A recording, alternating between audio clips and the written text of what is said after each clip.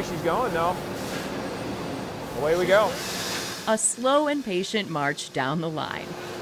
That's how Travis Rupp likes his beer to behave.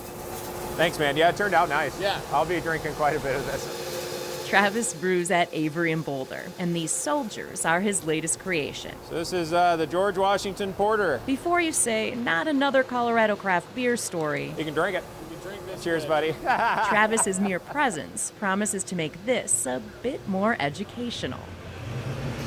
Many of you had really phenomenal questions regarding the scholarship and some of the research. When Travis sets down the beer, You pull back all of the eruption layer. he's a lecturer in classics, art history, and anthropology at CU Boulder. I did not expect to be both an academic and a brewer, that's for sure. A dual career track he started 7 years ago. But I couldn't make a living just off of what I was teaching at that time, and so I bounced around doing some odd jobs. The bartending job at Avery But yeah, that's an excellent question. helped support his teaching habit. If I'm teaching almost 400 undergrads and they know that I'm also a brewer, it almost makes me approachable. The fact that he has like an outside job makes him seem more human, I guess. They don't just do this, like there are people outside of it. He realized he had a dual passion and chased it. I know it.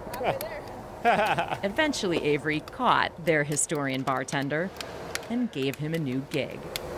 Nicely was given the title a few years ago of beer archaeologist, so they call me the beer archaeologist for Avery. Yeah, it's pretty awesome to have him on the team and coming up with these very random, archaic recipes. Avery calls it ales of antiquity. Britons grew especially sullen after 1760. Travis lectures all over the country So I want to get into the nitty-gritty. and world Definitely addressing in the future. while he researches ancient recipes. The path has been very meandering all over the place. Just kind of an amazing, unique ability that we have through Travis to be able to resurrect these recipes and try them today. There is an element of, pinch me, is this actually a reality? Because there really aren't many people that get sent around the world to just study culture and study how beer and alcohol have affected those cultures. It's actually surprisingly good, isn't it? I can see myself drinking a lot of these. Since 2016, he's helped the Avery crew brew 6 old-style beers. We've produced beers that are 3,800 years old. That's not always easy. The track record is not 100% on these beers. We basically broke the brew house a few times. Modern brew equipment is not built to process things like lots and lots of corn. The grain that we were using was too sticky. Long story short, it basically turned into polenta. Basically like cement. They were chiseling it out of the pipes for a good 6 to 8 hours.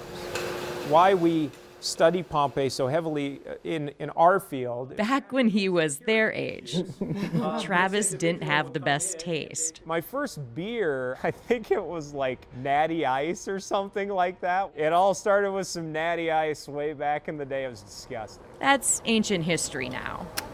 Beer, to me, is that one thing that links us all together. It's almost something that makes us human. A link to the past So you could argue that beer maybe sparked the revolution a little bit as well. that Travis hopes could make those history lessons Where beer eventually is produced. a bit easier to swallow. So thank you all for coming out this evening.